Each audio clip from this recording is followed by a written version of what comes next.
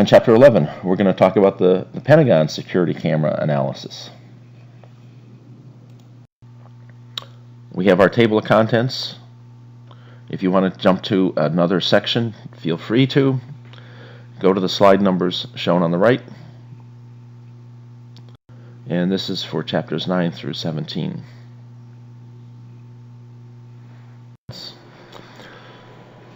So the security camera has been subject to a lot of debate. The limited release of the security cameras that captured the plane at the Pentagon has created controversy. The security camera recorded poor quality images. There are two adjacent cameras. They record slightly different perspectives, very slightly. Those differences have been asserted by some to result from fraud, not explainable by timing differences.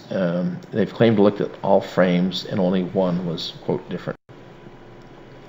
In the New Pearl Harbor, where there's a significant amount of analysis that has been used and has frequently been quoted, there's a core assertion that the narrator says, given the maximum fluctuation between the two cameras would translate to a difference of 25 feet in the position of the plane, can you provide a valid explanation for the large discrepancy between the two corresponding frames? Well, just as a note here, based on the New Pearl Harbor's unsubstantiated assertion of a maximum of 1/30th of a second between frames, this camera mechanism was known to record at intervals of 30ths of a second. The analysis shows that there's 4/30ths of a second between the frames, and there's 4 times 25 feet or 100 feet of travel distance in actuality. So we'll be going through how that was determined. The security camera challenge from the New Pearl Harbor's core challenge is, absent a valid explanation of this discrepancy, we must conclude that at least one of the two frames is the result of intentional manipulation or photoshopping. This analysis will address the New Pearl Harbor's challenge and substantiate the validity of the security camera. However, one pair of frames from the two videos that shows a completely different action from one another. They happen to be the two frames in which the plane travels across the lawn. It's frame 23 in the relative count. As the first video showed the tail and the trail of smoke, we would expect the second camera placed in this concrete column to show the entire body of the plane in the same position.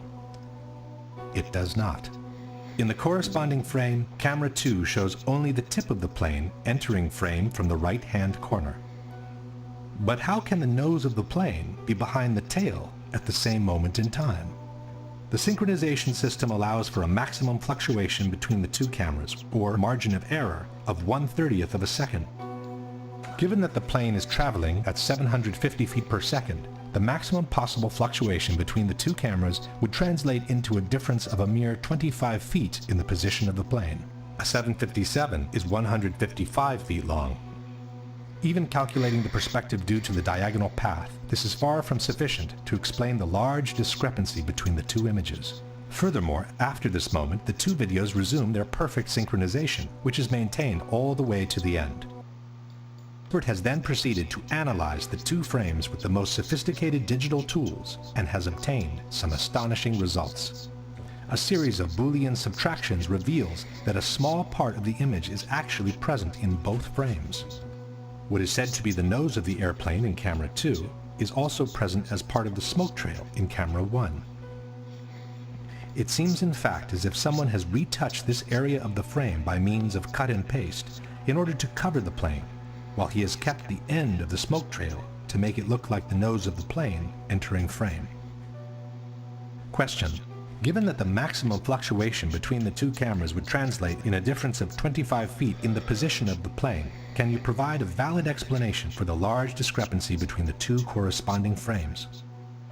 Absent a valid explanation for this discrepancy, we must conclude that at least one of the two frames is the result of intentional manipulation or photoshopping. In the New Pearl Harbor, they have claimed to look at all the frames and identified differences in only one of them. But in fact, there are many, many more frames that are outside the window that they were looking at. And for example, they missed Mickey Bell's truck. So, and we're going to be talking about Mickey Bell's truck because it validates the difference in timing is 4/30ths of a second between the two cameras, not 1/30th of a second as hypothesized by the challenge. The new Pearl Harbor's analysis focuses on just these few frames from each of the cameras at the impact and neglects all the information in the video. For example, as I mentioned, we've got Mickey Bell's truck that's speeding away. We have analysis of projectiles. Movement of these other objects show that the two cameras don't record at the same time. Difference in timing can then be quantified and can be used to do things like estimate the speed of the plane. The use of the smoke as a marker isn't going to give you any identifiable things to say how far apart these cameras are in time. There are multiple versions of the security camera videos that are posted on YouTube. Sometimes they're called camera 1 and 2. I'll be calling them camera A and B. The times in the following frames will be in seconds with respect to the respective video that they came from. The location of the cameras are as shown here. One's inside the little guard shack, and the other one is inside a pedestal. Cam A is in the pedestal. This is kind of what they would be looking at, and in the distance from a plane would be impact coming in from the bottom right-hand side. The two cameras are recording at about identical angles, and parallax would be minimal. So let's take a look at camera A. This is the first frame. This is the second frame, and this is the one that New Pearl Harbor says that you can begin to see the plane approaching. Then the plane is impacted, creating a fireball. The fireball continues to build, and note that it's not seen at the ground level. It's as if it's being dispersed by a trailing air mass. You just don't see anything. It's always going up. It's not going out. Something's blowing it away. And then we're looking at some illuminated moving debris here that is, don't know why it's illuminated, but it is seen in both of the cameras. I'll be talking about it later. Plane, this is before plane. This shows the plane. This shows the impact and the fireballs. The assertion that's been made is that the fireballs are indistinguishable between the two. Fireballs are moving very slowly compared to any of the other issues, and there's nothing really hard and solid that you can actually look at to see if something is really moving or not. It's very poor analysis to be able to say that based on the fireball you can see that they're identical. Not. And again, here's the illuminated moving debris, but I'll be talking about that a little bit later. So let's take a look at a kind of a flip comparator. We're going to be looking between two slides. The flip comparator allows a comparison movement of an object between two cameras. The difference in movement can be quantified. The observation is that the horizontal motion suggests a difference in timing between the two cameras. Because of photographic perspective, cameras be taken to visually align and register the images. So what I've done is I've looked at the treetops of these. I've kind of zoomed in on these particular areas, and we'll be using them to align them between the different cameras. This is camera A registration. This is camera B registration. Camera A without a plane. Camera A with a plane. Camera A without a plane. Camera A with a plane. And so from that we're able to put a mark on the tail and the nose, put the registration marks on, put an outline around the plane, and then we take a look at camera B without a plane, with a plane,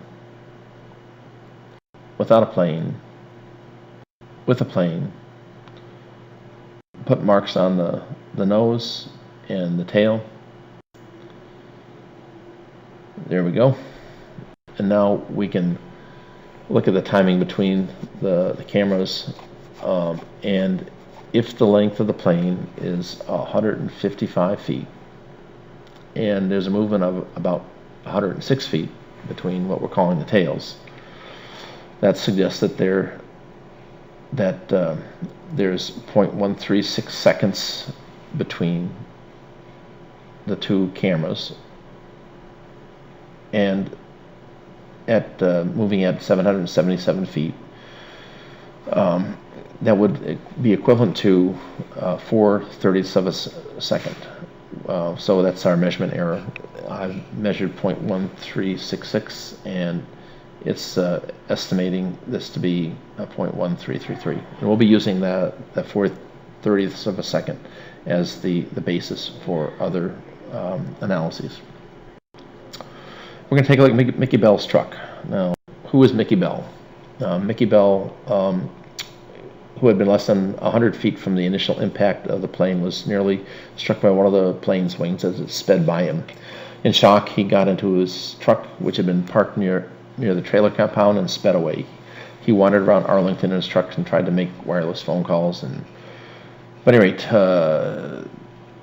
his truck moving across the field gives us the ability to verify the timing difference between the cameras.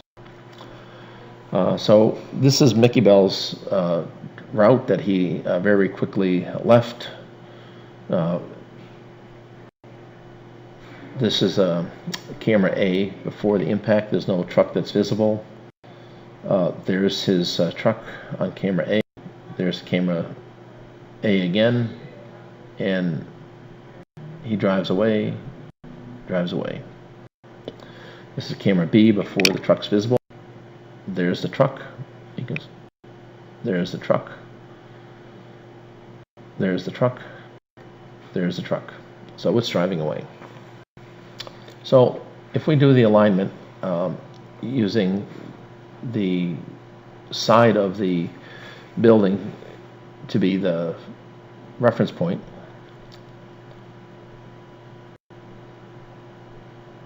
here we've aligned it at with the firehouse, and here's the camera A before impact, and now what we see is with camera A, we can see Mickey Bell's truck is visible.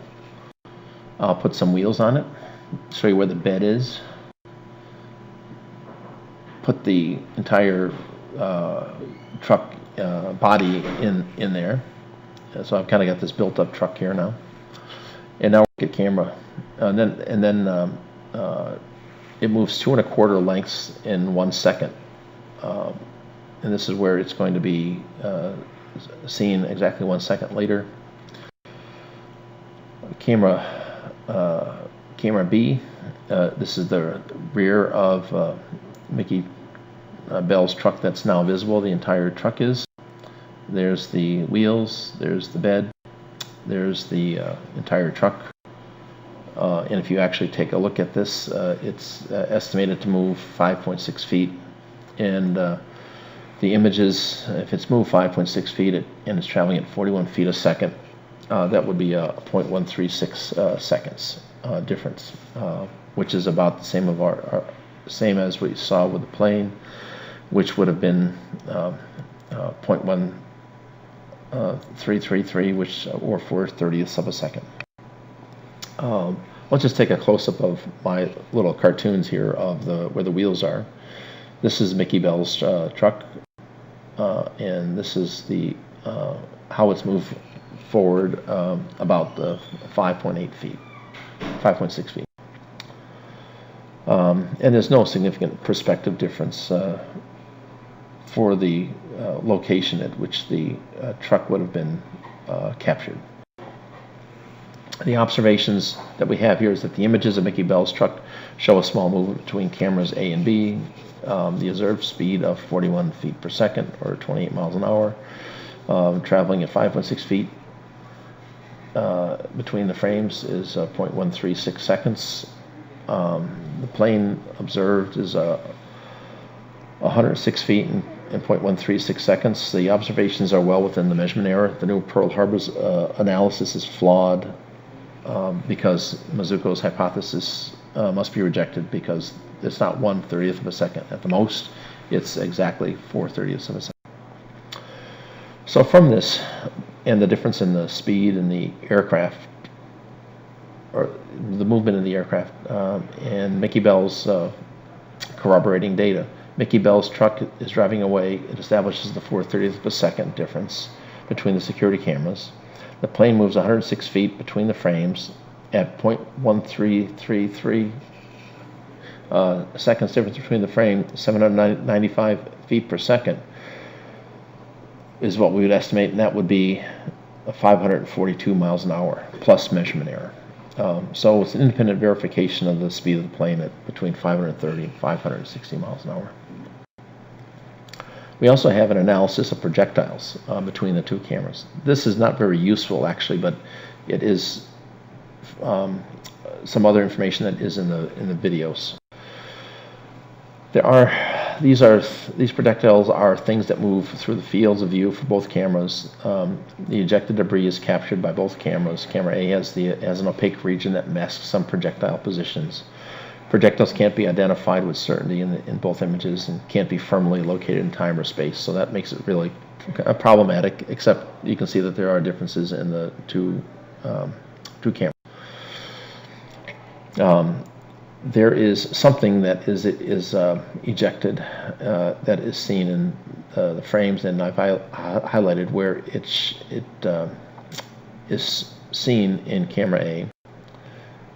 From camera B, they are located at a kind of a different area. Again, there's not much you can really say from this except that they are different. They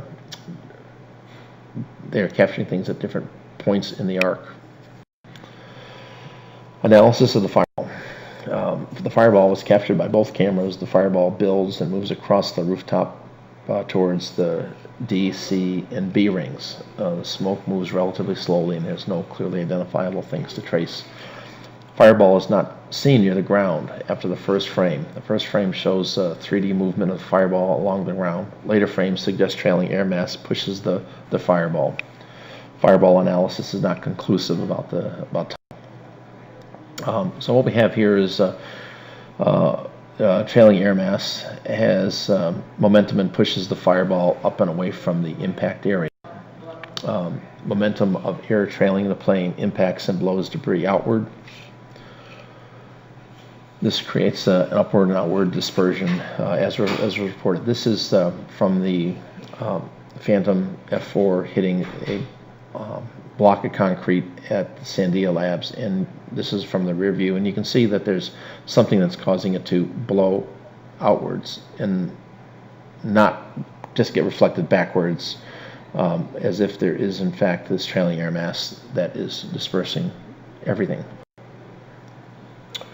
So what we have is a trailing air mass that pushes the fireball up and away from the point of impact. Camera B, even though to the left of camera A shows the fireball moving towards the D, C, and B rings compared to camera A, could be perspective or the effect of the trailing air mass pushing it at a slow speed. The fireball from the DoubleTree security camera. The fireball, as seen from the DoubleTree hotel security camera, was released under the FOIA release request in 2006. There were 3 security camera videos that were released for DoubleTree, only one of which showed the Pentagon event.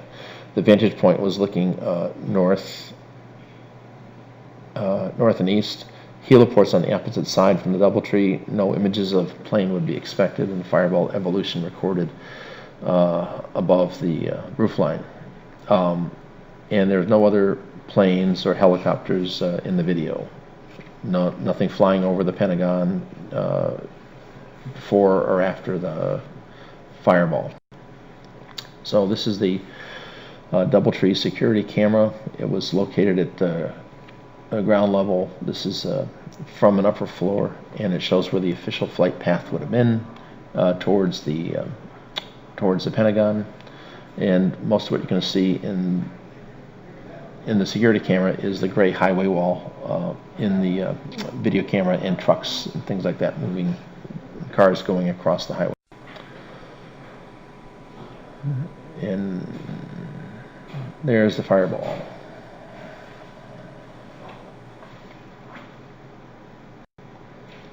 So before the impact, we have this image. A fireball begins to be visible over the highway. 1 second later, it's up here. And then 2 seconds later, it's here. 3 seconds, it's here. While this is not directly related to the evidence of what actually happened, the result of a FOIA release had given us a curious document that references a possible another video. And I just want to touch on that. Here we have the document that says, Secret Service says cameras did see an aircraft go in. At the bottom, what you'll see is, okay, we have cameras that did see an aircraft go in. So Secret Service at the Joint Operations is saying this. And that was well before United 93 was reported going down. Could this be referencing the cameras that they might have had access to from the parking gate security cameras? It seems like those parking gate security cameras had too low a resolution for such a statement. Leaves a question unanswered as to whether there might be unacknowledged or even clandestine non-U.S. government real-time videos that they had access to. Kind of backing this hypothesis up, for which I have no answer. In December 2001, President Bush said, I was sitting outside the classroom waiting to go in and I saw an airplane hit the tower. The TV was obviously on. I used to fly myself and I said, there is one terrible pilot. Note, public knowledge of the Naude brothers video was not available until later in the day. So it seems a curious question as to what this particular reference in this document that was just displayed, what they're actually talking about. No idea, but it is in the pile of evidence, but it's not physical evidence. So at any rate, that's enough on that. In Chapter 12, we're going to be looking at the aircraft debris. We have our table of contents. If you want to jump to another section, feel free to. Go to the slide numbers shown on the right. And this is for chapters 9 through 17. One of the main arguments against a large plane impact is there's too little debris. They speculate a plane crashed far from the wall. All plane parts should be visible on the lawn, similar to other open-air crash sites. They speculate a plane hit a solid, immovable object. Frequently, the Sandia crash is used as an example. Many of those parts turned to confetti, as we'll see. The new Pearl Harbor photoshopped a crashed plane outside and said, this is what it should look like, but the plane crashed, in this case here, would have been crashed hundreds of feet and slid to just in front of the building, if for this to actually have happened. The confetti from the Sandia crash test was an F-4 Phantom into a 469 tons reinforced concrete block that was 23 feet squared by 12 feet thick, with a total mass that was just huge. So the impacting plane hit this. The Pentagon wall, as we saw earlier, was a very light wall relative, had equivalent mass to the impacting plane, 75 tons versus a 100-ton plane. So it would give, and once the wall gave, the plane only had to go a few feet, 100 feet into the building for the entire plane to basically be swallowed up and disappeared, as people had observed. But witnesses saw the plane enter the weak wall, and when they described it, they said the plane went through the wall. No description of the plane shattering. It was followed by the fireball and then debris falling. Accounts and physics support the plane entering the Pentagon. Some, but not many, identifiable plane parts have been recovered from the inside, and a few from the outside.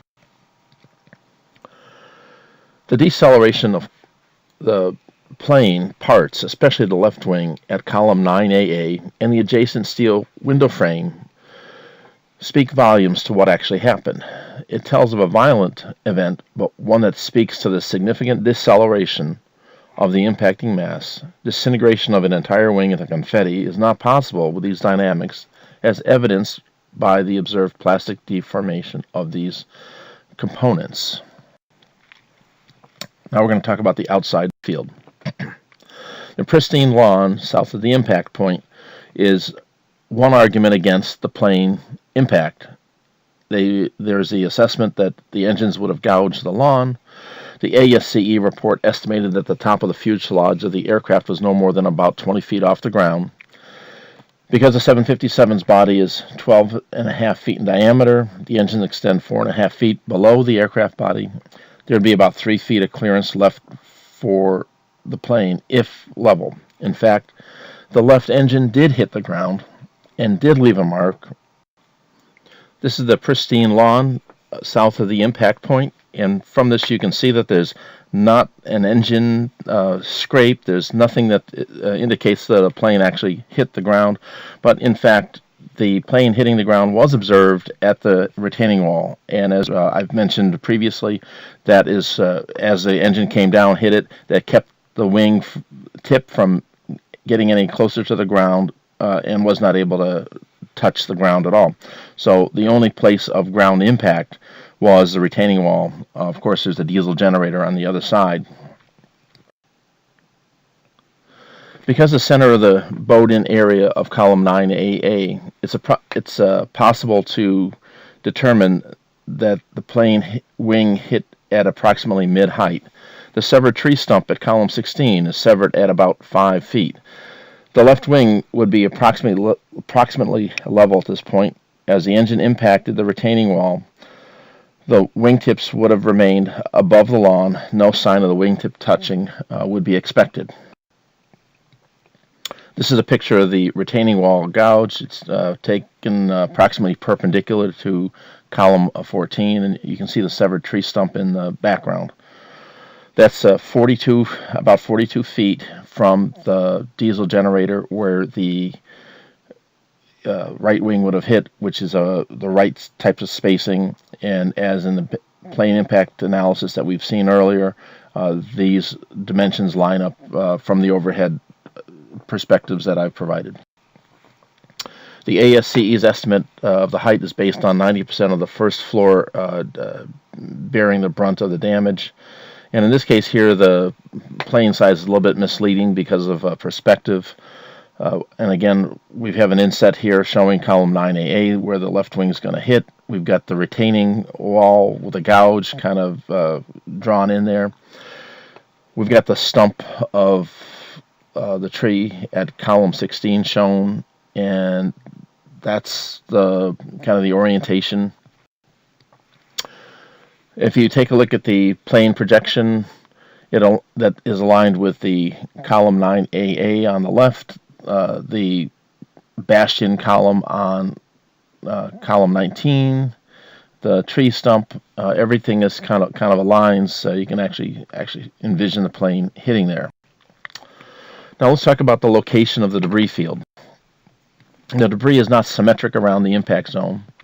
After the fireball, witnesses said there were millions of pieces of wreckage and debris around the heliport. The debris also rained down on Highway 27, with some falling on the north side of the Pentagon on the Fort Myer walking trail, which you've probably seen in some of the photos. Almost all the debris fell to the north and west of the impact point of the large plane. There are two broad classes of debris. The first is dense debris, bits of masonry and limestone, and small dense aircraft parts. There's also light debris, airplane fuselage fragments, confetti-like in what got dispersed, and tree debris. That's the light debris that is all around the heliport. The dense debris was dispersed by the rebound reflection effect, in other words, two masses colliding and shattering. Few Pentagon researchers really address the dispersed stone-like pieces of debris. Many witnesses and photographers show the stone debris on Washington Boulevard. And the security cameras capture the dense debris landing in the field of view of those security cameras. Talking about the light debris, most of the discussion of the debris typically revolves around the small, like confetti-like aircraft fragments. These are characterized by a large surface area for their weight. Confetti-like is a typical description. There's also some larger fuselage pieces. They also have large surface area for their weight. There's also tree branches and twigs with leaves still attached. These would have encountered very large amounts of air resistance if traveling through stagnant air. The light debris, however, traveled over 500 feet to the north and west of the heliport. These light fragments could not have traveled 500 feet through a stationary air mass, no matter how fast their initial velocity was. If you want to take a real-life example, you can ask the question, how far can you throw a stone? Well, I can't throw it so far, but some people can throw a stone pretty far. How far can you throw an empty beer can? No matter how fast you throw it, it's not going to go very far. How far could you throw a small tree branch with the leaves on it? Not very far. Too much air resistance. There are two larger fuselage debris pieces that we can talk about. They traveled north and west of the heliport. They have a large surface area to weight ratio. No initial velocity will make these travel 500 feet through stagnant air. Could not have been dispersed by reflection or rebound. They would have had to have been transported within a large moving air mass, caused by the air mass following the aircraft, which is simply air refilling the void where the plane had just traveled through. And this is going to be a high-speed trailing air mass because the plane was going 540 or 560 miles an hour.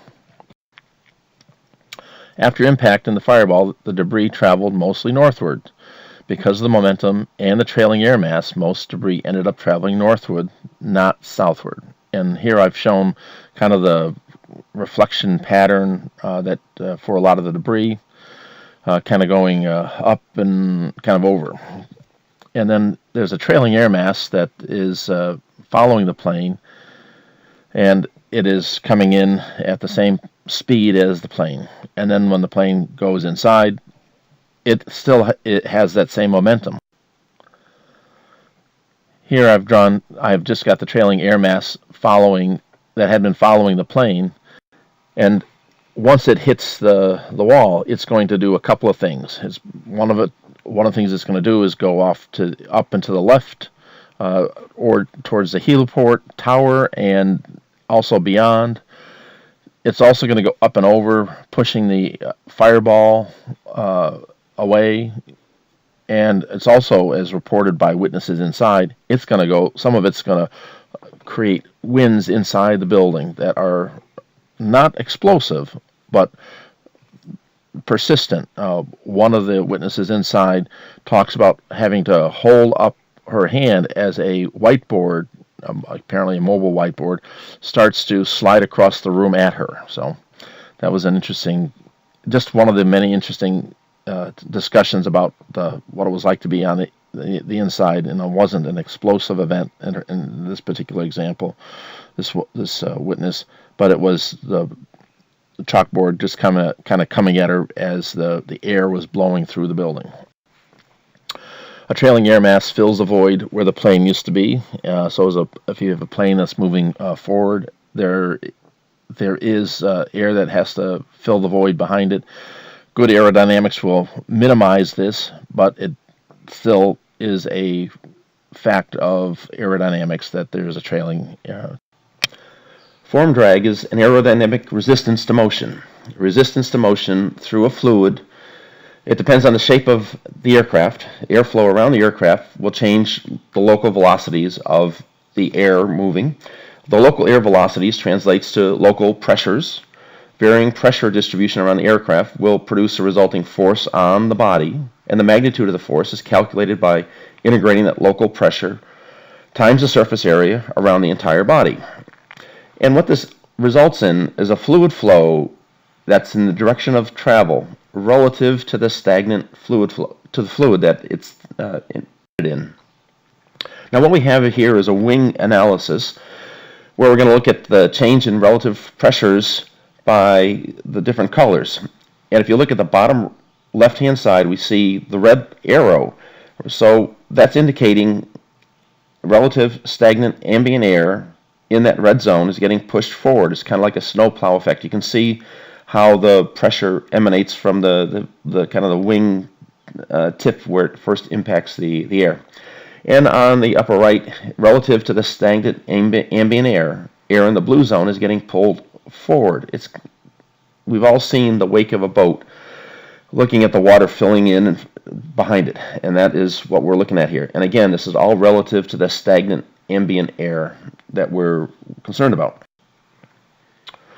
What we have here is a Sandia test in which we're looking at the upward and outward arching debris as a result of the trailing air mass impinging upon a very large concrete block.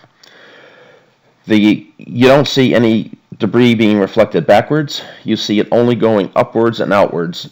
Mostly the light material. It's mostly smoke and very small confetti-like debris that is the stuff that is going outward in all directions. Of course, heavier parts may reflect. They may do other things.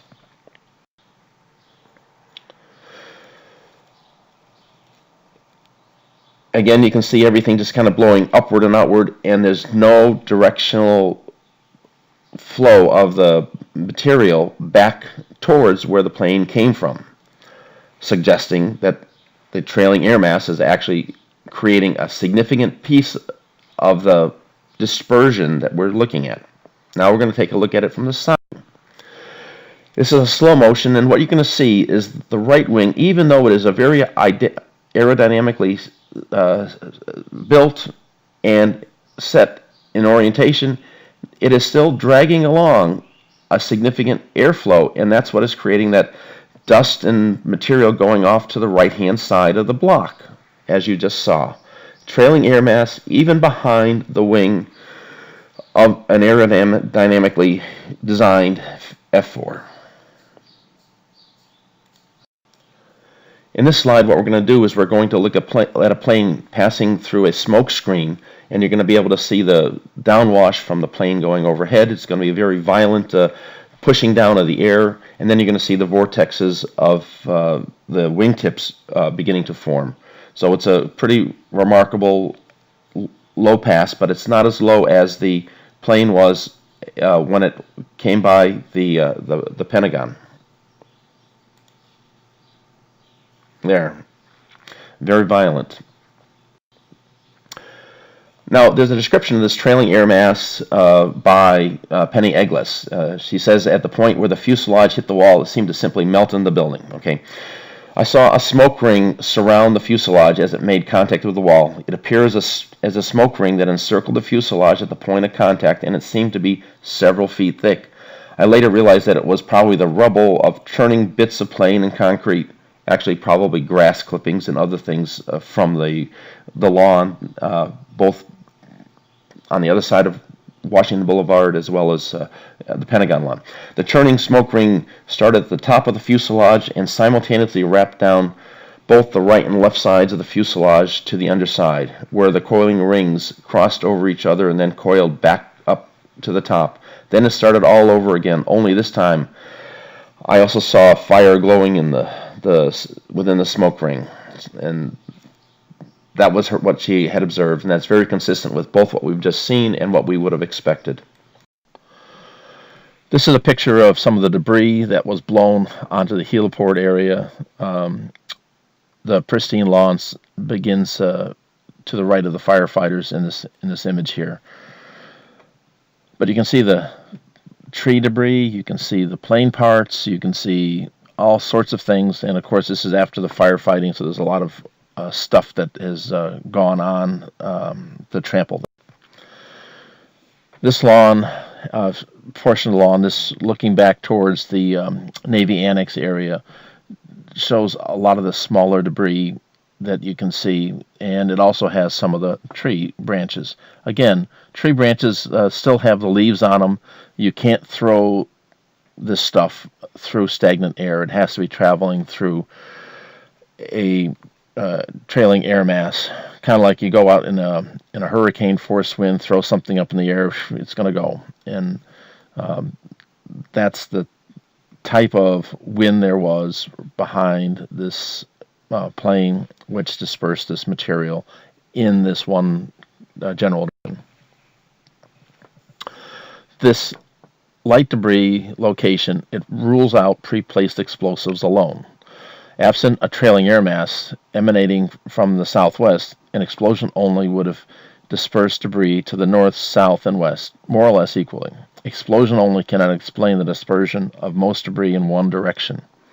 Explosion only, a missile, bomb, pre-planted explosions, exploding plane, cannot explain the dispersion of this light debris over the 500 feet away from the impact area, where the event. Internal and external explosives would eject material similar to this. Plus, it wouldn't be able to explain the tree at column 16, how the base of it got whacked and kicked 100 feet to the north. There were these large pieces of wreckage. Again, these have large surface area compared to weight ratios. Here's another example of some small pieces of wreckage and tree branches near the firehouse. Again, look at the leaves on the branches. You can't throw this stuff. Trailing air mass alone proves a large plane impact. Plane is the only source of a large trailing air mass. No significant wind on 9/11. Nothing was capable of creating a large air mass movement. On an otherwise calm, windless September day, this must be the effect of a local air mass trailing the large plane that hit the Pentagon. No other explanation fits this observation, proves a large plane all by itself. Here's another large piece of debris that has photographed a fair amount. We actually see an aluminum stud apparently from the inside of the building that had been collected along with. We have what looks to be an overhead luggage rack, although I don't know exactly what it is. What's obvious is over there we have a section of the wheel, one of the wheels.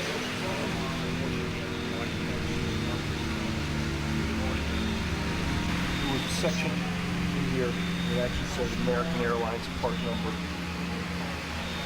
something, so this is definitely, and we know this is American Airlines.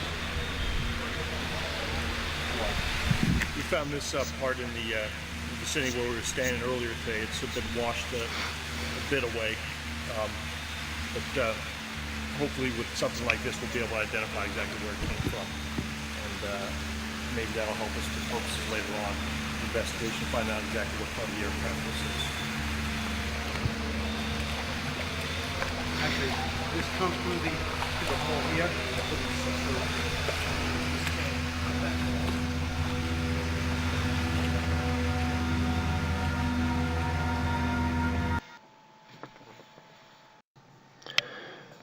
There are two large pieces of debris that we're going to be taking a look at. To introduce you to the first piece that we're going to be looking at, we're going to be talking about what you see in the picture here. This is the Boeing 757's leading wing slat. This one's on a lathe, and if you take a close look, you can see that it's got some unique shapes.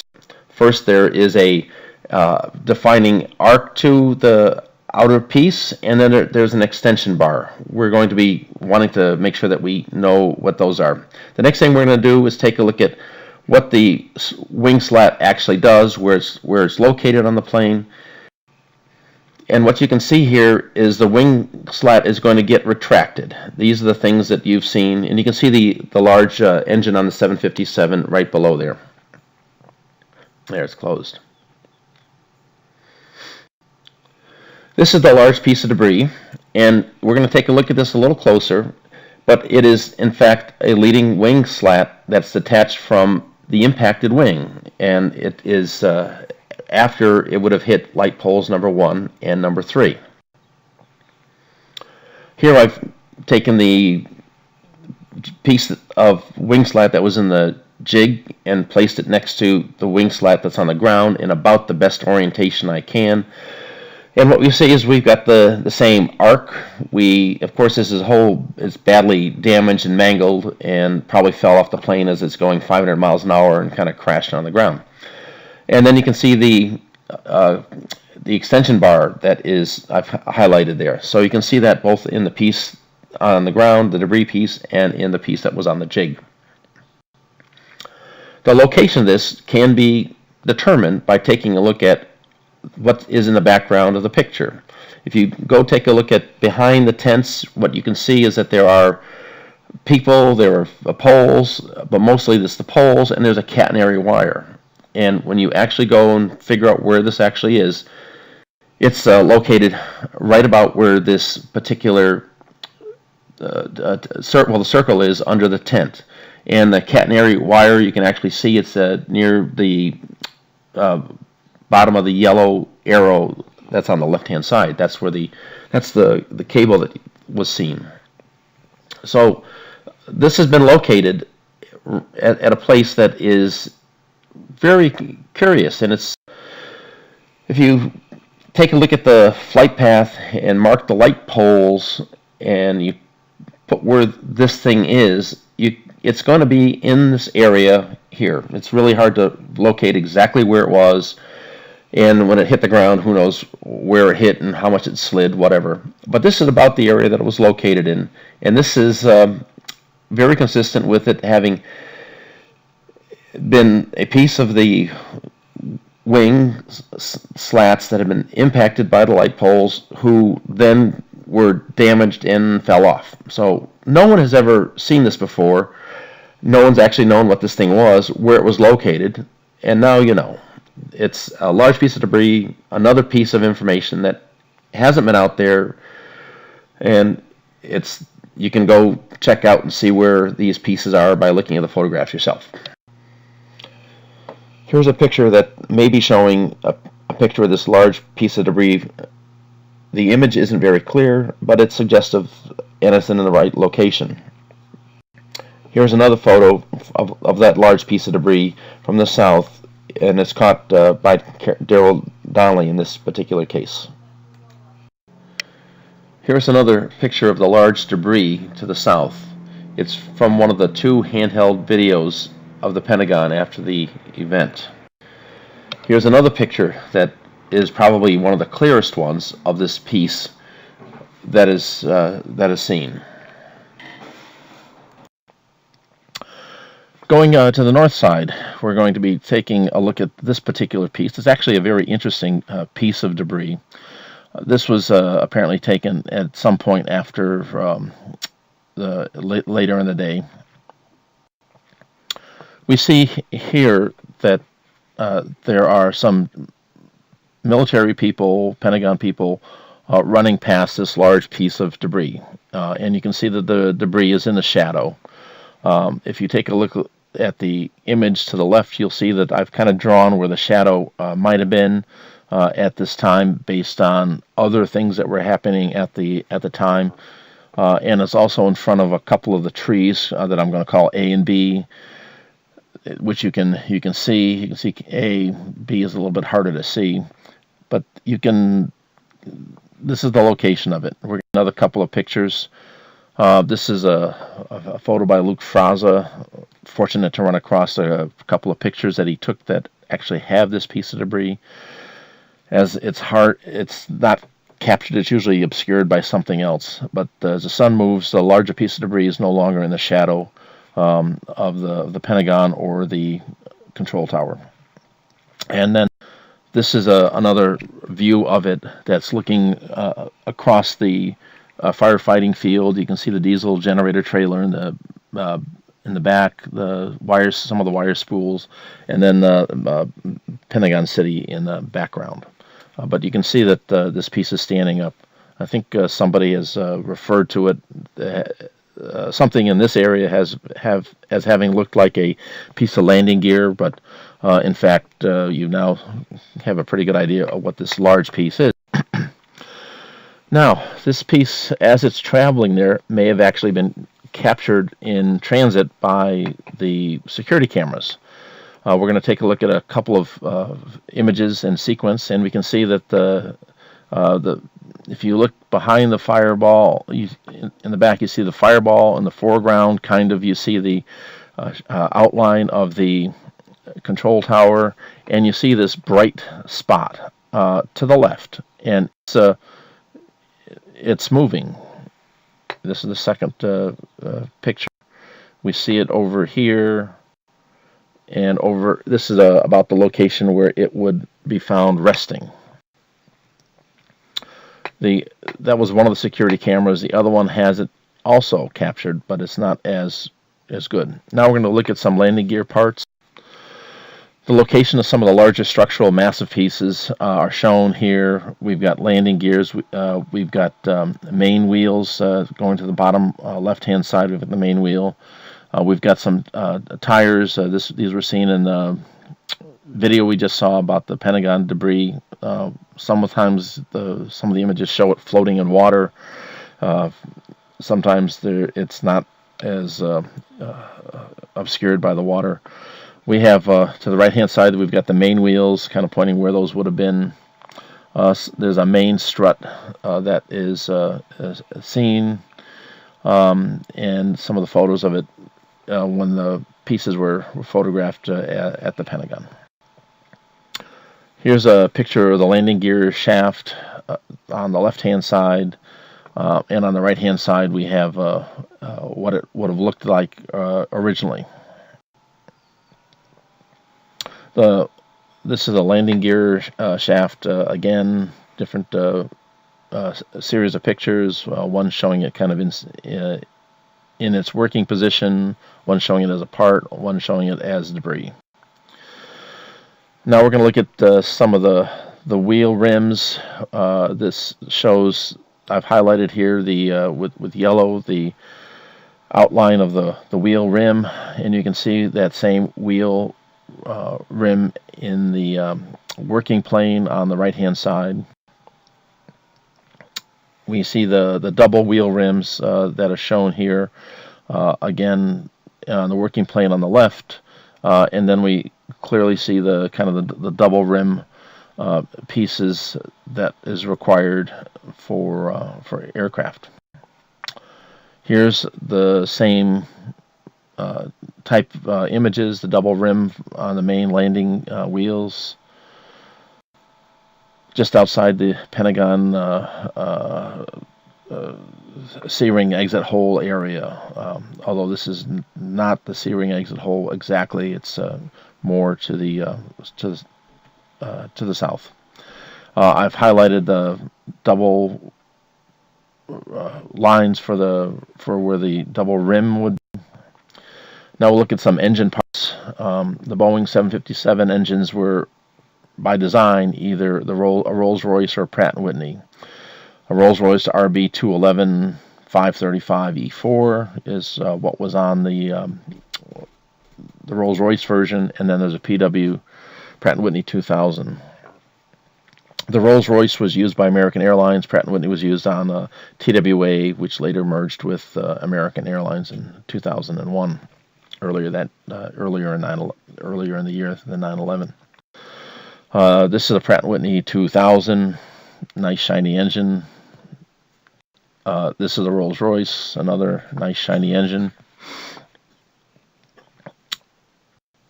The registration for the plane N644AA shows that it has a Rolls-Royce engine, and the delivery year was 1991. The Rolls-Royce engine cutaway looks like this on the right-hand side. You can see the different components, and just to the right of the cone is what appears to be the area where a piece of a rotor would have fit. Here's just another version of the cutaway, kind of highlighting the area where that rotor is that we're going to be seeing out in front of the Pentagon during the. This is another cutaway of the high pressure area. You can see some of the inlet valves nozzle areas, and that is shown in the piece of debris on the left. And so it appears to have come from an RB 211-535 high pressure section of the engine. And then here's the rotor. Some claim it's from a Pratt & Whitney 2000, but it looks much more like the Rolls-Royce rotor. And there's nothing in this cross section of the Pratt & Whitney 2000 that looks like that particular piece. Therefore, the engine parts appear to be from a Rolls-Royce RB 211-535. If the engine parts are from a Pratt & Whitney 2000, the plane can't have been the N644AA. Seems unlikely that it would be a Pratt & Whitney 2000, but I don't have the expertise or the shop drawings or photos. And of course, none of the serial numbers of the engine parts have been released, although I'm sure that they were documented. They've never been released, and we call for those to be made available to the general public so that we can better understand which plane was actually used, if in fact it was the N644AA airframe. So after 9/11, there was a significant amount of evidence sifting and looking for remains. During the cleanup process, debris was taken to the north parking to separate human remains for identification, to gather evidence from the accident scene. Wish we could see that. No comprehensive catalog of debris has ever been published. No serial numbers for parts, and an extraordinary level of secrecy. No success with requests for information for this type of material. Here's some photos of the remains and evidence sifting to the north, in the north parking. We don't know what happened to any of the material. Another picture of the remains and evidence sifting. Very little information has been forthcoming on this, and very little is in the 9/11 Truth blogs or whatever. Evidence for internal explosions. We have our table of contents. If you want to jump to another section, feel free to. Go to the slide numbers shown on the right. And this is for chapters 9 through 17.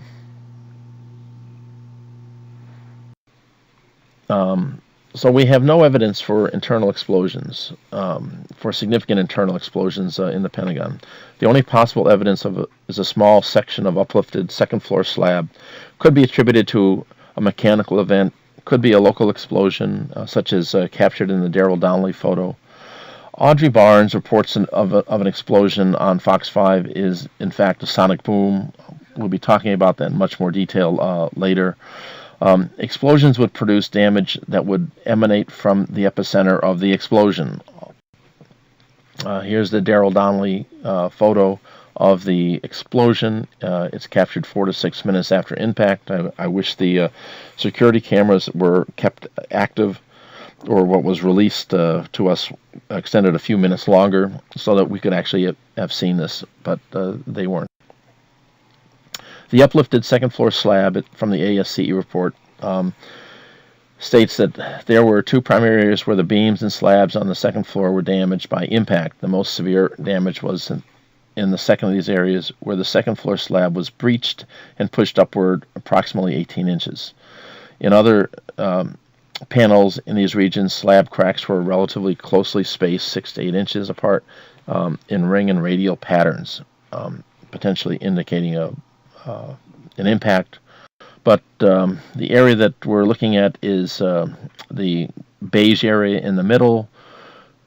The impact area